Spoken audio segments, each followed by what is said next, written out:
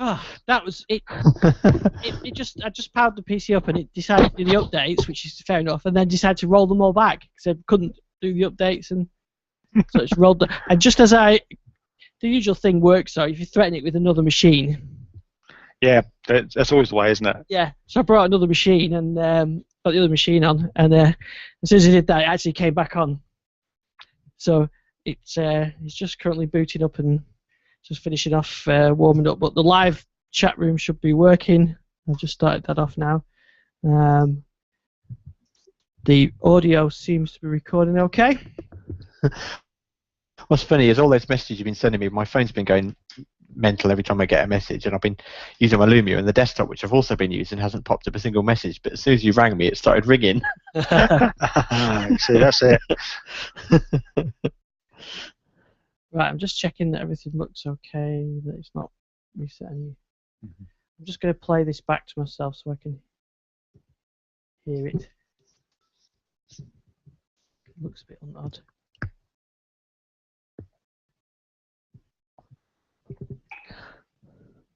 I was going to say more calling awesome, but then I felt a bit sad. Oh, no more. No. No, it's terrible. I interviewed him once for Did you? Yeah. radio. He was fabulous, I have to say, amazing guy. Yeah, Celebrity Death was always a bit sad, but that one really touched me. Right, so I'm happy to report everything is working, so I'll just that and that. Right, we're all set. So Jason, Gary, good evening, belated good evening. Good evening. Good evening to you. Yeah, so I was just saying I had my machine just decided to install the updates, which I thought, oh, that's all fair enough, I could do, that's fine, get them going. But then it installed them and then rolled them all back again. So it took 20 minutes to roll them all back. I think Microsoft have had an unfortunate patch this month. I know at least one update has been reports of blue screens, so I think that one's been pulled temporarily, and it's a real risk at the moment, isn't it? With the enhanced or more frequent release cadence, they kind of need to get this stuff right, otherwise it is going to make people nervous about installing updates. I think that's maybe why they shied away from calling update 2, because I think enterprises were maybe resistant to install update 1, so I think they've deliberately toned down the emphasis. Yes, you're possibly right. I mean, that is a risk with this fast cadence, is that if things go pear-shaped, we've got trouble.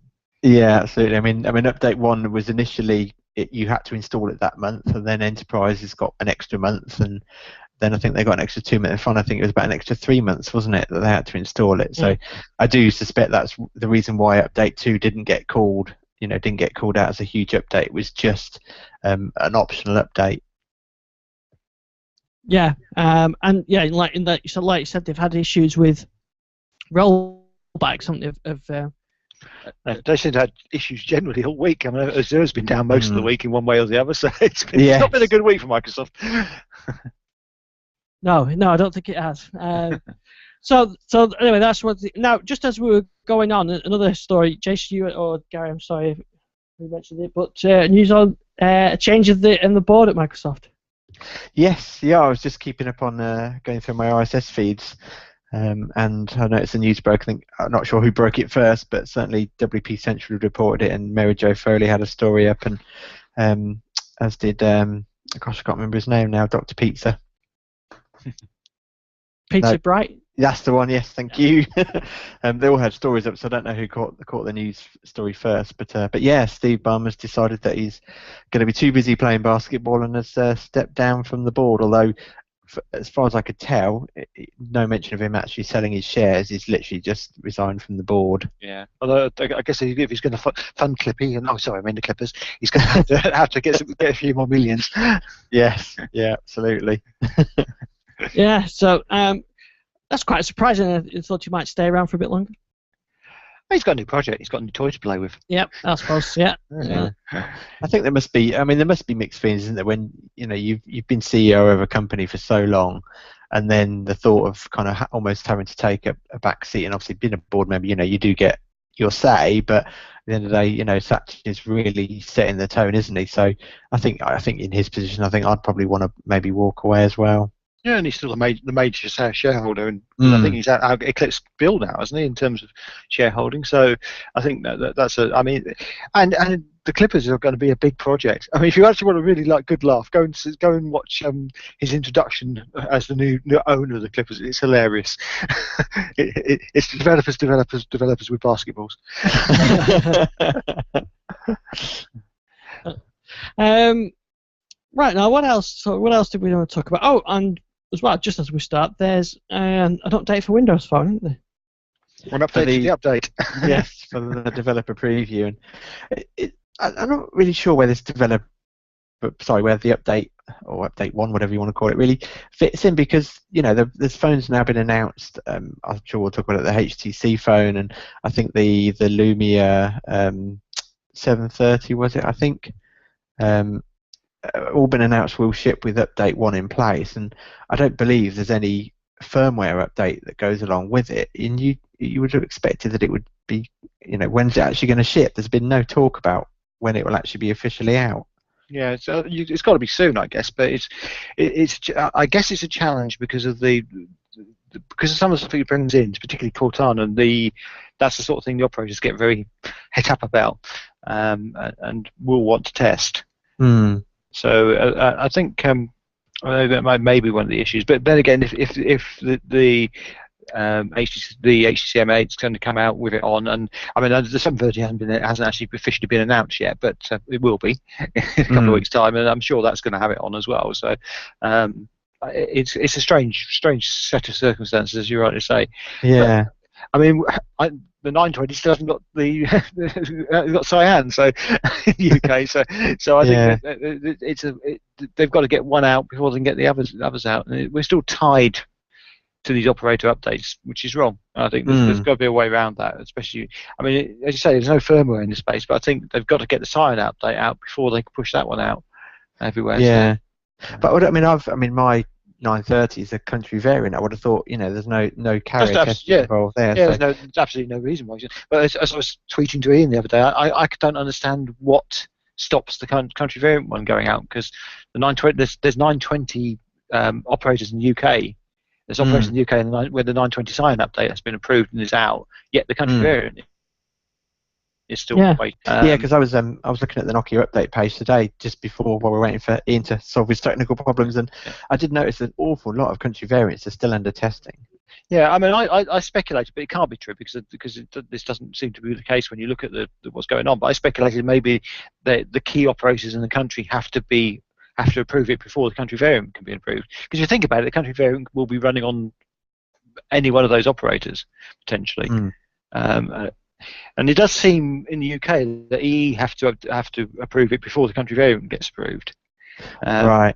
But I don't know if there is some relationship there, if it was just pure coincidence. But yeah, because I think my 1520 was available for country variant. I know, but mine was a Hong Kong ROM, so maybe that's...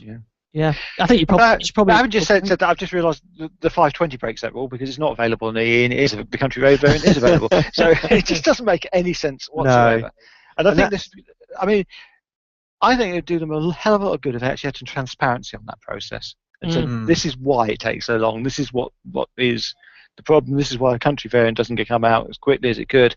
It's because we haven't got enough resources. We've only got 3 people in the whole world testing them or something like that. It is, I mean, it's definitely an odd one. I mean, the 920 on O2 is now got the cyan update rolling out, although I've got a guy at work who's on O2 with a 920. I keep asking him to check and he keeps forgetting. So but the other thing, I mean, it's one of those weird things, isn't it? Because it was one of the things that really got under my skin with when we were on Windows Phone 7, that you had these unlocked devices that would get the update straight away, and it's like, well, those are on someone's carrier somewhere. It makes it such a joke, the fact that the carriers won't let it roll out, but yet the country variants are on their network. Yeah. And I understand why they have to check, and in fact, there is to some extent they can actually block phones from going on their network if they don't think they're up to standard because of the radios or whatever. Because it's perfectly feasible that you could actually program the firmware on a phone to actually take down a wireless the phone network. So I understand why they need to check these things out, but it's a laborious process. It's just too much. Don't do any firmware updates. That's the answer. Just do software updates. Yes, yeah, and that was kind of my point with update 1. I thought update 1. Sorry, just update. I thought that was just software. I didn't. Yeah, no, I think it is, and I don't think there is. I mean, there was talk about this Lumia Red, whatever it's called. I can't remember. It will come back. Oh yes, you're right. There is another. Yeah, so one which sounds like it's a version of Linux. Debian Red, that's it. Yeah.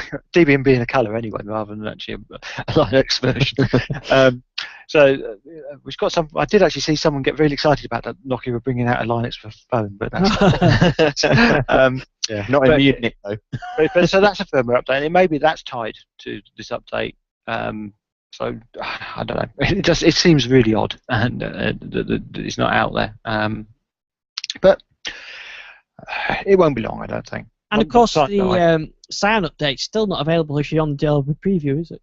No, not yet. And that's contrary to what I said a couple of weeks ago, because I was given that information from someone fairly high up in who should have known what was going on, but apparently it doesn't enable it yet, and there was going to be another update coming out to enable it. Now, does anybody actually know what this update which is rolling out at the moment does, the update to update 1? No, it was WP Central that I saw the story on, and then they just literally had just broken the story to say that their devices had seen an update being offered, but no release notes or anything. Yeah, I've just been prompted for one as well, so I don't know if maybe this is the enabling one to allow Cyan to work, which would be nice, but yeah, it could be. Because I mean, the interesting thing was the way it was phrased to me was that by the time the update was available for my phone for the 920, I would be able to get it on Developer Program, which may still be the case because I still haven't got it. The 920 still hasn't got the Cyan update in the UK. Yeah, it's all very confusing. Like I said, if there was a bit of clarity, that would help. Yeah, I definitely think so. I think that openness sometimes really does help. There's times not to be open, but this is, I think, one where it would be. Save a lot of hassle. I mean, having said that, the process of rolling back to using the Nokia recovery tool is actually pretty easy, but it's just a bit of faffing around, really. Yeah. Yes, especially if you've got a lot of game progress, which I know. Yeah. Gary's a big gamer, so. Actually, I'm probably more of a mobile gamer than I am anything else, but I haven't got much big game progress. Yeah. I didn't really get that far. Now, go ahead. I was just going to say, in my mind, gamers are missing a trick there. I mean, one of my favourite games, which is Hill Climb Racer, I've kind of stopped playing that on my Windows phone because it's like the third time I'm now playing it through. But I really like that game, and quite often I have done in-app purchases. I've probably done maybe 5 or 6, maybe, which isn't a huge number in the grand scheme of things. But if I stop playing that game, it's unlikely that I'm going to buy another in-app purchase. So it's they've almost lost me as a customer. It just seems so fundamental thing to do. Yeah, yes, but it is frustrating when they do that, and it's easy.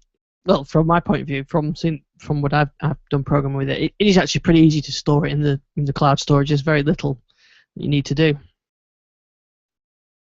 Yeah, especially with kind of universal apps. I mean, it might be that as more games become universal apps, that kind of synchronization does take place. But anyway, let's talk about more. Yeah, we've got some more stuff we're going to talk about, and HTC returning to Windows Phone.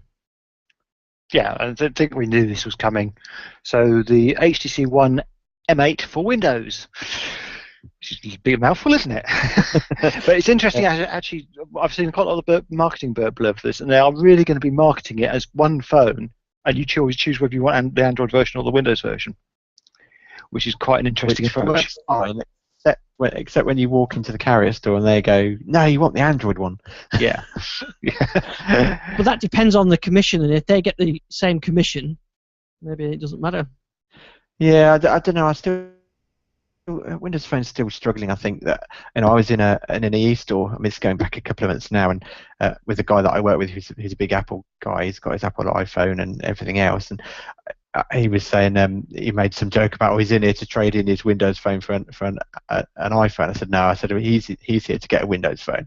The sales guy just said completely straight face, no, you don't want to be bothered with that. You just want to stick with iPhone or Android. It's like, well, great, Yeah, actually, but I actually had a different thing the other day. I was really surprised. Actually, I walked into the store. I've been constantly trying to work out what phone I actually really wanted temporarily until something else comes out. I don't think it's in the market really what I want. I was trying the 930 out yet again, and I started talking about 1020, and the guy actually said, "Yeah, that's a brilliant phone." Oh wow! So that's got to be the first time I've ever heard anybody say that about a Windows Phone in a store. I should say when my lads have bought their phones, they've not been talked out of them or whatever. So they were quite positive. I think it was in the Car Phone Warehouse where they seemed quite positive about Windows Phone. So anyway, the HTC One, the M8, like you said, it's exactly the same spec as the hardware, as the Android version. Yep, including the fact it's going to have the nice smart case as an option. So that's obviously what that support was put in for. Yep. It's going to have the duo cameras, so the two cameras which give you one for depth and one for thing, which apparently is quite good for some things, but not so good if you want to zoom in on pictures. So I think that's going to be one of its weaknesses. Is the camera compared to the Lumias. I love the fact it's got the micro SD expansion, a bit like your phone, Ian. So there's some good stuff on it. It's got a really good spec. It's a nice bit of kit, and the Android one is one of the most respected Android phones out there. So it's obviously a really good idea. What I have been pleased to see is that they seem to have ported most of the software features they have from the Android version to the Windows Phone version. So they've got the support for the camera. They've got their own camera app. And blink feed, yeah. Yeah, they've got the blink feed thing, which is really good. I mean, that's excellent to see. So this is HTC sort of like news feed on your. It's almost like a live tile for Android, isn't it? Effectively, blink feed. So they're actually going to make it a live tile on Windows Phone as well, with the same functionality. So some good stuff there in that respect. Pricing appears to be exactly the same in the States as the Android version. So it's going to be a straight choice basically. But it's US only Verizon, isn't it, at the moment? Yeah, it's only on Verizon. I think Verizon have got some sort of exclusive for a little while in the US. I did hear rumours that it might launch at IFA for Europe, but whether that's the case or not, because I can't see HTC listed on the IFA list, so maybe that's not the case. Yeah, it looks an iPhone. I know people that talked about the Android version really like the hardware. Yeah. As we've mentioned in the past, I'm a bit wary of HTC. I want to see what their support's like of the platform, because with the 8X, they released it, which is quite a nice phone. They released it, and that was it. There was no apps. There was never any real updates to it. And it was 2 years has gone by. In the meantime, Nokia have released a whole bunch of phones and all the extra apps. But as someone pointed out on Twitter when I mentioned that, but it's not Nokia anymore. So how that affects, maybe they will be as good as the Microsoft mobile devices. Yeah. I mean, certainly you see things. I mean, you'll be able to get hit maps and all that sort of stuff on it anyway. So to me, the Nokia apps like the smart camera, they make a big difference. Yeah, that's why I'm quite glad to see that HTC have actually got their camera app on there. So at least you've got the support for the refocus and all that stuff that they can do with those with the duo camera. I mean, it does look like it's equivalent functionality to the Android version, which is good to see. There's no sort of loss of functionality there, and it's going to have the great advantage of running Windows Phone. The other advantage, of course, is anyone building accessories kind of designed specifically for the HTC M8. Obviously, for the One M8. Those accessories should fit the Windows Phone as well. So from that perspective, at least you've got that kind of shared drive to build accessories. Yeah. I think it's interesting that it's actually effectively one model, and there's a Windows Phone SKU and an Android SKU. Yeah, like you said, it's the way that they're marketing it is is that it's A or B option. It's not two devices at all. Yeah. There was actually someone said to me at one point today that they may actually be able to flash them in store between the two. Wow. So I don't know how true that is. But it would make some sense because there's actually no branding on the device to say it's the Windows version, as far as I can see. Apparently, there's a Windows logo on the back. On the back, yeah, you're right. I've just looked at the picture and there's a Windows program. And this is another reason why the software buttons are there, isn't it? Yeah. Because obviously it doesn't have the capacitive buttons at the bottom. Like, okay, yeah, I think it's good. It's good to have the choice. It's certainly good for someone to be able to go into a store and pick the device and not just see Nokia devices, but to see the HTC ones as well. So I think it's good to have the choice. And maybe we might even see the mini version of it. And going forward, maybe companies like HTC can ship both simultaneously all the time, and that would be great for Windows Phone. I think that's likely to come. I think and especially with the licensing situation at the moment, I think that there's almost an incentive for them to ship. They make more money on the Windows Phone version, so that'd be quite interesting. And it would be quite interesting to see how, as we were talking about incentivizing the dealerships, how that will work out with HTC, whether they'll push the Windows One more because they'll make more money on it.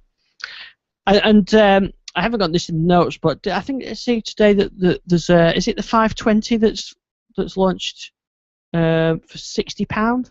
Yep, £60 is what they reckon it's going to be. Unlocked, £60. Which, I mean, even though I don't really like that phone compared to the 520, I think the 520 is a better spec. You can't really go wrong with £60 for that. It's crazy. It's crazy money for what is a pretty good phone, and will run Windows Phone really well. Yeah, well, like I said, my kids have been happy with theirs, and I think that was 99. And I did actually saw someone come in one of the shops looking for a low-end pay-as-you-go phone, and they look at Android, and the guy actually pointed them in the direction of the 520 and said it's a much better phone for your money. So I think at that price, 630 is going to fly off the shelves. Yeah, I think it's a nice little phone. And I managed to get the guide together that I sort of some tips on switching from Android to Windows Phone. So I saw that, really good stuff. Yeah, it was really good. So a couple of weeks now that I've been, did I have the micro SIM last week? I don't think I did actually. It was Thursday that I got the nano SIM. So I put the nano SIM in the 1520. So I'm just using that all the time now. So I'm not even using the safety blanket of carrying the Nexus 5 around with me either. So that's, I've left it here. So and I've got it the 4G enabled and all the good stuff. So I've been really pleased with it. And like I said in the article, I haven't really missed anything. I think I'll probably just ditch Google Music subscription. I can keep it for the cloud storage. I'm doing the month's free trial of the Xbox Music to see how I get on with that. But I probably will not even bother with that either. I'll just keep to my own collection. But but that side of the app's pretty good. The podcast app, we talked last week. We weren't sure about how it goes about doing the automatic updates. Well, I haven't seen it update yet, but it does. Right. So I don't know when it's doing the updates, but it is doing the updates, and the shows are always there when I want them to. So I've been quite happy with that. There's some things, it's very basic in terms you haven't got a sort of a true playlist. So you've got to sort of pick which show you want to listen to. It doesn't present them in the order that you downloaded them or anything like that. But it works, and I've been listening to my shows on it, and I've not missed any yet, which is pretty good. Yeah, I think I might take another look at it. I've got a problem at the moment, in particular with this podcast, that the Brincast app just isn't updating it, and even I tried resetting it, it just doesn't even see any episodes now. So I'm not quite sure what's going on with that. But so I've actually put this podcast onto the podcast app, so I should be revisiting that and then and seeing, and if so, probably take the effort to actually transfer all mine across. I mean, not that I listen to all that many, but I've got a few on there. So, but those are the main things, like I said, the maps and Cortana. I mean, Cortana, it really surprised me actually. I haven't set up driving mode because I didn't want it to completely sort of lock down, so I didn't turn that on while I was driving or anything like that. But I was driving and I got a text message, and Cortana asked me if I wanted to read it out to me, which I said yes, and then do you want to reply? And I said yes, and it sent the reply back. even though I hadn't set anything up, which worked really well. Yeah, I think default if a Bluetooth headset, it will read them out across the headset, even without driving mode. I think driving mode tends to be with Windows Phone is more about actually letting people know that you're busy. Yeah. You're currently driving, but yeah. I mean, I was again, this guy I mentioned earlier, he's a real Apple guy, but I was showing him Cortana, and I was showing him the things you could do, like the quiet time, and the fact that you could set it so that if people in your inner circle wanted to get through, they just have to send like a knock knock text and stuff like that, and he thought that was quite impressive. Yeah, I set up the inner circle, and so any my inner circle can get through straight away, and anybody else, gets. And that stops things like Twitter notifications and Facebook notifications waking you up. Yeah, and what you have to say to him now is, and of course you can do this on a £60 phone, not your £600. Yeah, absolutely. So if anybody's thinking of doing the Switch, then there's a link in the show notes to have a look at the post I did on that. Yeah. The one thing I have found with Cortana, and I know it is only a beta, so I try not to be too negative about it, but it's still almost you have to be very specific with words that you use to get it to react to certain things. Like, you ask what have I got coming up today, and it won't tell you, it'll just do a web search. But if you ask what's my calendar today, then it will tell you. And I find, and obviously they've got years of learning behind them, but Siri, you can, while it doesn't necessarily respond to everything, you can be quite vague for the things that it does do. Yeah, I know what you mean. I think you can say like, what's on my agenda, and that works, and things like that. There's certain combinations. I'll tell you what it will do. It hates the word surely. Right. I was in the car, and I was sat with my son. We were waiting to pick up my other son, and we were sort of sat in the car. And I said, let's see how long it'll take to get to Chorley from here. So I said, how long will it get to Chorley? And he said, I cannot tell you how to get to Troy. I thought, I don't want to go to Troy. I said, okay, what's the traffic like going to Chorley? And he said, I don't know how. I said, I can't get any information on the traffic to Troy. I said, I'm not going to Troy. I have no inclination to go to Troy. But anyway, it doesn't like Chorley, so I guess that's an accent thing. But I don't know how else you could say it to make it understand. I do like now that I've had Cortana on for a little while, it started reminding me to leave to go home and telling me and give me a notification in the morning about what the traffic's like, and those sort of things are really neat. But the example I was having trouble with was I asked it. I think I asked it for a football result between two teams at the weekend, and it just did a web search. But when looking for the help, what you just have to say is just one team that you're interested in, and then it can do it. And it just, that kind of nuance is, you're almost having to remember certain phrases to get it to work properly. Yeah, I think that'll improve. Yes, yeah, of course. Talk about travelling to work, because I work from home, it really confuses them. It told me there was heavy traffic between my home and work this morning. It was going to take me a minute to get to work, which is literally walking from the kitchen into the office. One thing I do like, I've noticed that if you set a reminder, the reminder actually appears in your calendar, which I think is quite neat. Yeah. Yeah, there are some really good stuff. I still do like the location. The location stuff seems to be working better actually in terms of reminders as well. So I use that an awful lot now. There's a really I found that really useful, particularly when I need to take something somewhere, because I can sort of say when I'm leaving the office, remind me to take this, and that works really well.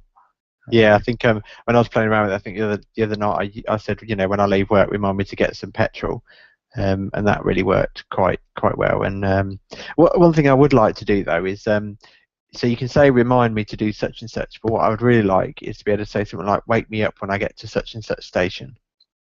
That'd be really useful. Yeah, because although I could say remind me to get off the train when I get to, the reminder notification isn't really going to wake you up. What you really want is an actual alarm, so a location-based alarm. So, but this stuff will come, I'm sure. Yeah, I mean, as you say, it's in beta, and it is improving all the time. I've noticed some real improvements in the last couple of weeks in terms of how it talks about certain things. So, yeah, I think that's really cool that those things are improving. Yeah. When I can say Cortana, let my boss know I won't be in today, that's what I want. Cortana, make up a random excuse for me. Yeah, it could do that for you. As long as you don't ask her to hide a body like someone asked Siri to do. Yes, I did read that. Yes, it would be funny. Although just as long as Cortana has a message to my boss saying, "I'm sorry, Jason's using a Windows phone and can't find his way to work." Yeah, that'd probably be right. You can't leave because it's rolling back his updates. Yeah. Yeah. The other thing, actually, just to maybe again, I was showing this to the Apple guy at work, and he was really impressed with the following questions, like being able to say what's the temperature, and then say what's that in Fahrenheit, or what's the traffic light to home, get me there. And he was quite impressed with the follow-on, which is something that Siri doesn't do. Yeah, I thought that was pretty good, and that's with the text message. The whole thing, it was like a conversation. When did you want me to read it? And I said yes. Would you like to reply? Yes. It was like a conversation. Yeah. I think it's got a huge amount of potential, and at first I thought it was a bit gimmicky, but actually now I'm using it, especially driving. I think it's pretty good. But I mean, even just setting reminders and things. I was walking through Chorley, not Troy, on Saturday, and I thought, I'll set myself a reminder, so I just dictated it, and it does work very well. Yeah. Yeah. I found I've actually used it more than I thought I would. I'm not sort of one for talking to my phone. I talk to everybody else, as you well know, to control everybody else. But talking to the phone always seems a bit much. But I have actually used it. There's been a couple of situations where it's actually been a lot easier. I think setting reminders is one. It takes a lot less time to set a reminder using the voice than it does to actually go in and keep one in.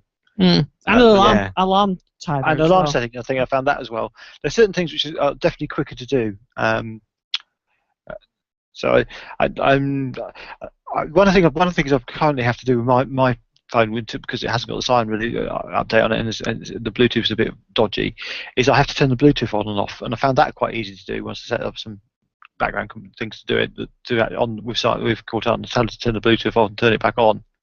I'll tell you what I did find as well with the sign update is the sort of pedometer thing where it tracks you how far it steps and things like that. That works really well. Because you've got sensor core in yours, haven't you? Yeah.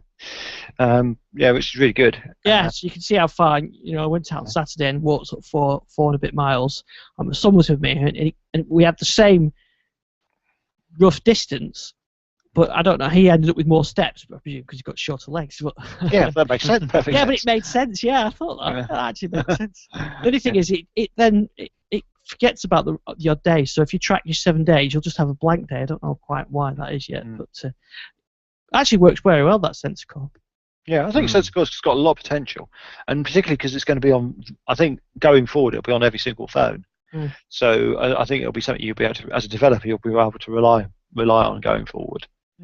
So I think that's really going to be good stuff. I mean, I was very impressed. I played around with a phone which had got the sign update on and the latest developer preview with the aptX stuff, to a pair of aptX headphones, and it's absolutely brilliant. Really good quality, as you'd expect with aptX, but it actually seems to be a really good implementation of it as well. Very little lag. So excellent stuff. Yeah. One question though is, have either of you guys got a Cortana pin to your home screen? Yes, I have. Do you find that the home screen sometimes lags a bit when you're in an app and you press home, that it lags slightly? I can't say I've noticed that at all. No. Okay. Yeah, it just seems to be a slight pause. It seems to be a bit, only very slightly, but a slight stutter. When you go home and the tiles kind of fold into the screen, there's a slight stutter when I've got Cortana pin there, and I think it's because it's not just a live tile; it's actually an animated live tile, which I think is quite unique. Yes, I know what you mean. Yeah, it's got the headlines on there, but also it pulses. Yes, yeah, which none of the other, I've not seen on any other live tile. Yes, they display information and flip and turn over, but not an actual animation. Yeah, I haven't seen it because I haven't logged in it. I mean, that 1520 is really good. It's just, I mean, Windows Phone's always been really good for performance, but there's no lags at all. It really works really well. Yeah, I'll tell you one slight tuning they need to do of Cortana, which is when I ask it, will I need a coat today? And she responds saying, yes, because it's only going to be 19 degrees. No, that's quite warm for the UK. Yes, I did actually notice that, yeah. Because if you say you coach, it'll say yes under all circumstances. More Yes. Well, if you ask if it's going to rain, it'll say no. In fact, that's a bit of a many times I've asked if it's going to rain, and it's actually chucked it down. But I don't think it's used to British weather yet. No, not quite. Rain alarm. That's what you need. Yeah. That's an app I'm never without. Usually look out the window and you can tell. Yeah. Especially around That's here. boring. Fun technology. Actually, that's one of the things of the Vox Commando stuff I've got set up. Obviously, that's got you can script behind it, so you can do a lot more questions and things. And I can be quite intelligent about whether I want to code, because I can say, do I want to code today? And it actually comes back and says, yeah, it's going to rain. So you want to code, but it's actually going to be really hot, so you might only want to think code. But obviously that's all the scripting I got behind, which they can do that with Cortana as well. So I think that'll come. Yeah. I do think it's. I'm still finding that with the weather here, it's not very accurate. I mean, it's twice told, but that's down to the Bing weather. It's not down to Cortana. The Bing weather's not been very accurate recently. It's twice told me there's no chance of rain in a day when it's actually been chucking down rain outside already. So I think there's a definite improvements which can come there, but that will come over time, I'm sure. Yeah, definitely. I mean, I've noticed that with all the third-party weather apps, they are a bit hit and miss, which is a shame, really, that Microsoft can't get a tie-in, because the Met Office app, which got launched on Windows Phone, I don't think it's ever had an update, but works really well. And obviously with the Met Office, that's about it does tend to be quite accurate. Yeah. I mean, Bing weather used to be really accurate here, but it seems to have dropped off in the last 6 months. So don't quite know why. I was just going to say, actually, does Ian ever need to take a coat with him? Doesn't his 1520 get like an umbrella anyway? Yeah, just hold it over his head. I need a coat for the 1520. That's what it is. Yeah. Can't let that get cold. That's got its own special protective jacket. Yeah. Because at least it's a decent size phone.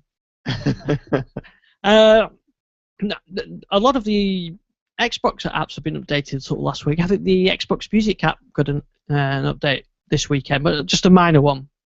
Yeah, I mean, it's going to be a minor one, but it seems to have made it much snappier on my phone. I mean, I know my phone's playing up anyway at the moment, but it does seem to really improve the performance of it.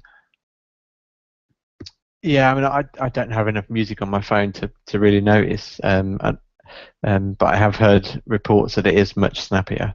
Yeah, I've not really noticed any difference, to be honest, but it is supposed to be better for reliability. I think the video app got updated as well. That was today. Yeah, I'm not sure what's in that one, as ever. There are some resume. Yeah, resume stuff. Really? Release notes. Release notes. There are. What are those? Well, what they do, they don't put the release notes on the app. They put the release notes on user voice. Yes, that's true. Yeah, it's faster resuming, faster starting of streaming, downloading, error messages, and improved search results. Yeah, I think the error message was to do with geofencing, wasn't it? When items aren't available within your country, I guess. Yeah.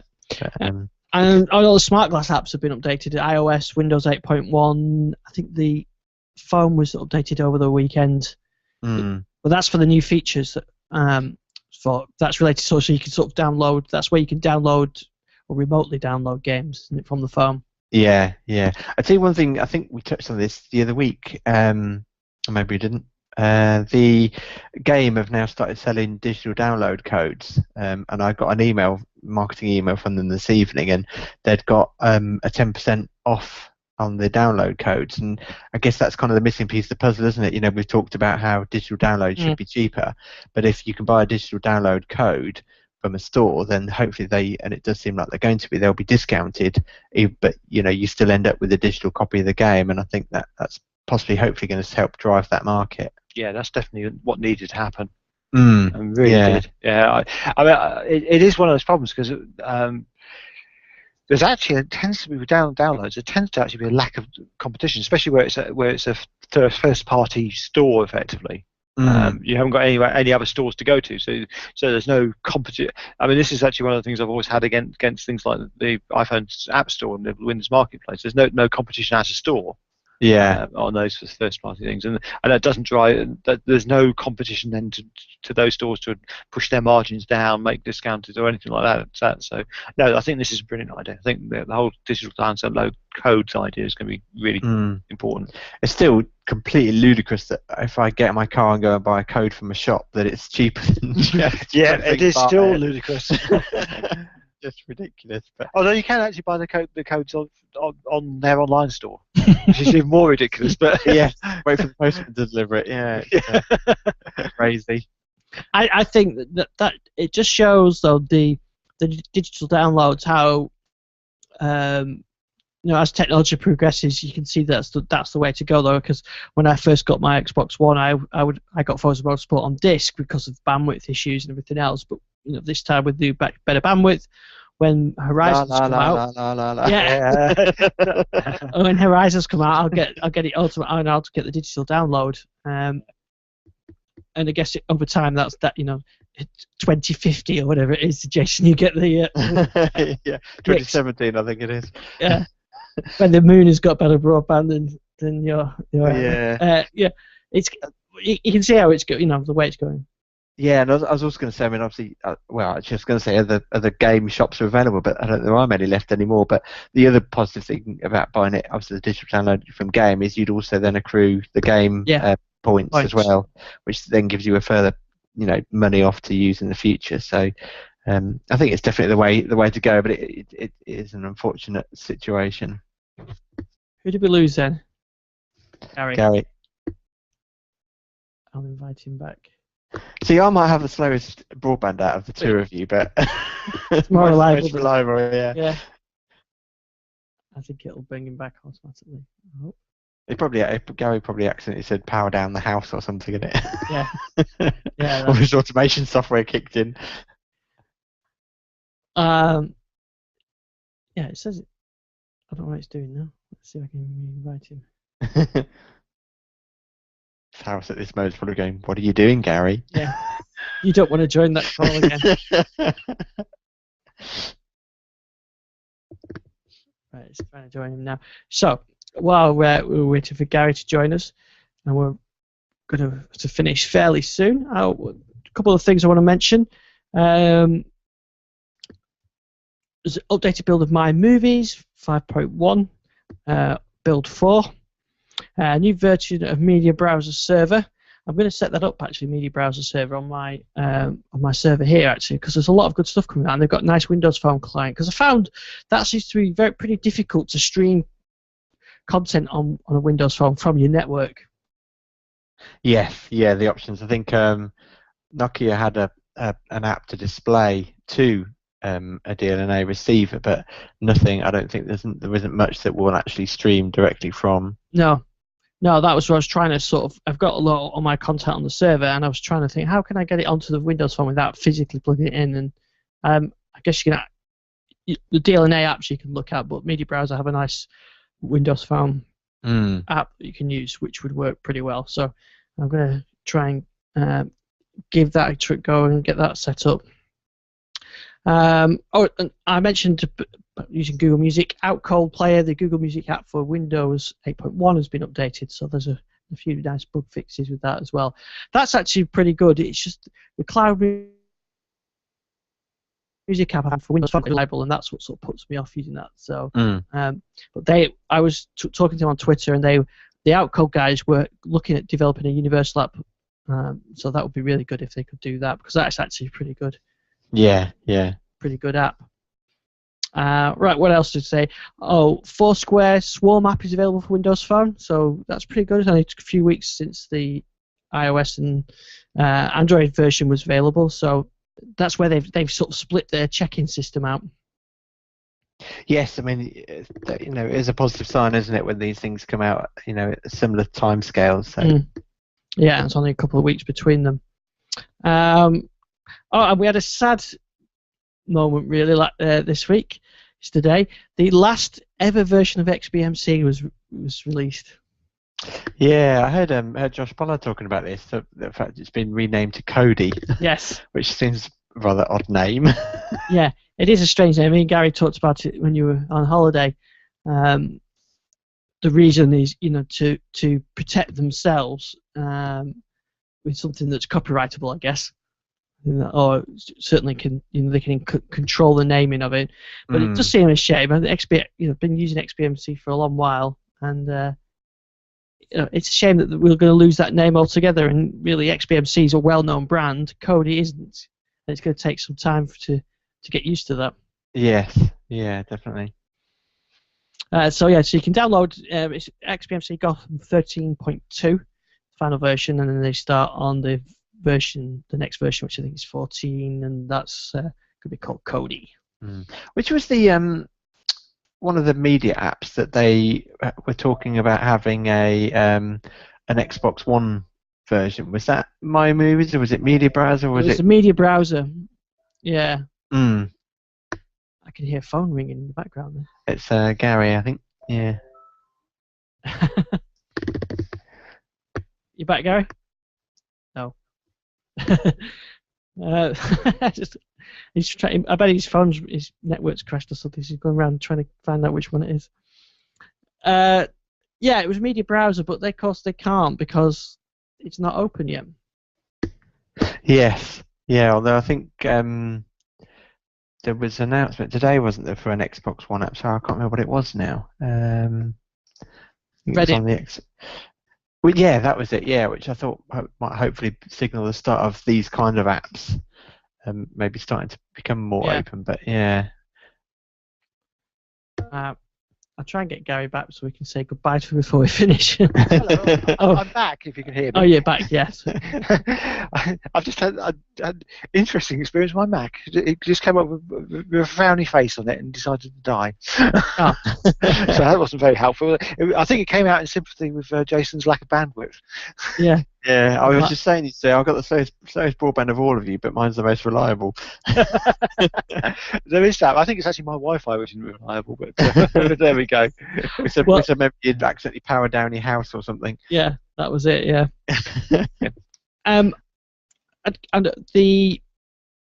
once the media player, though, we're just talking about the Xbox One app, but once the media player in Xbox One supports DLNA, then you're going to have sort of the option of using Media Browser and other service and push content to the Xbox One.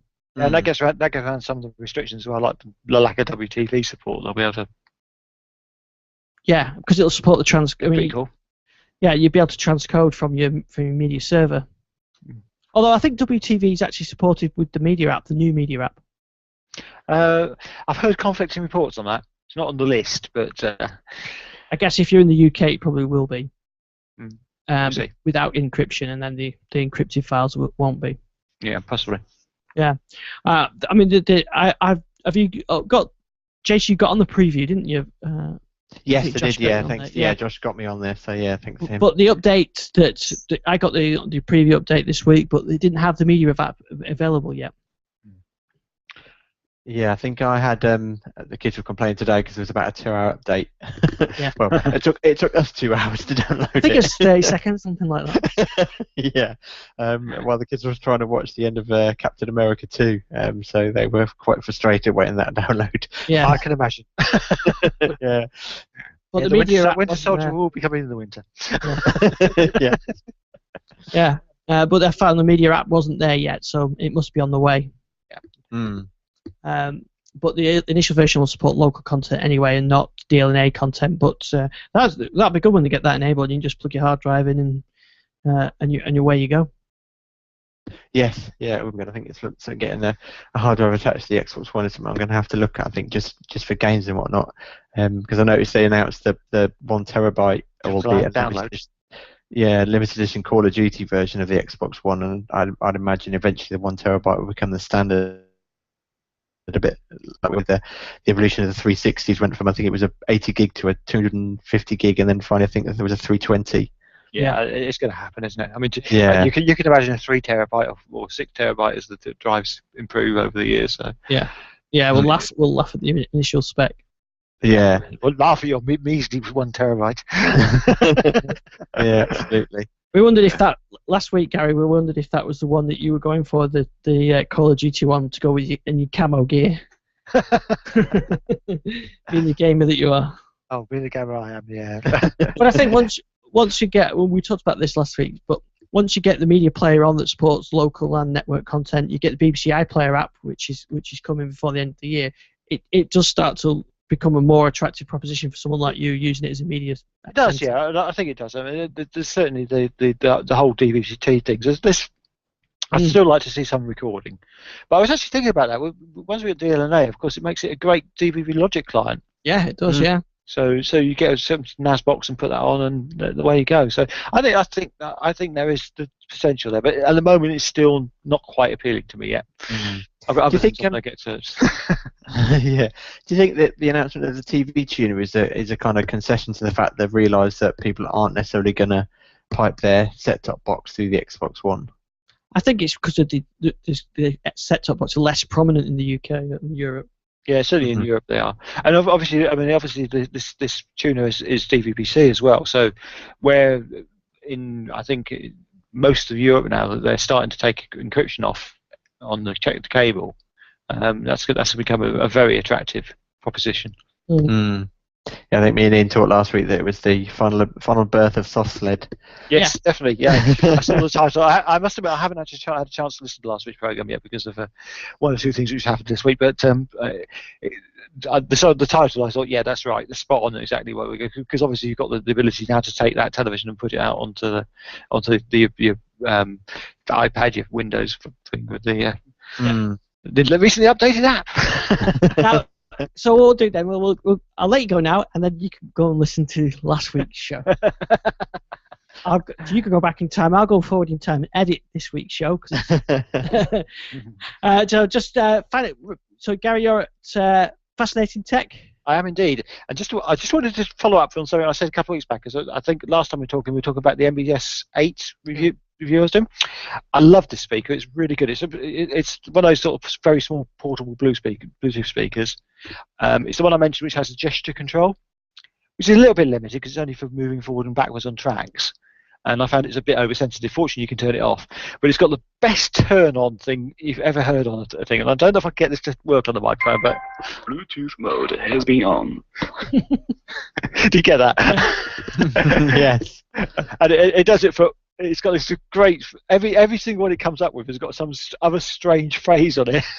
It will eventually say it's paired as well, which sounds really, really weird. But actually, sound quality is fabulous. It's a very small box. It really packs a bass punch. It's a very, very good Bluetooth speaker for the money. So yeah, I'm quite impressed with it. Excellent. Box in mode. And Jace, whereabouts can we find you? You can find me on Twitter at DatabaseChase.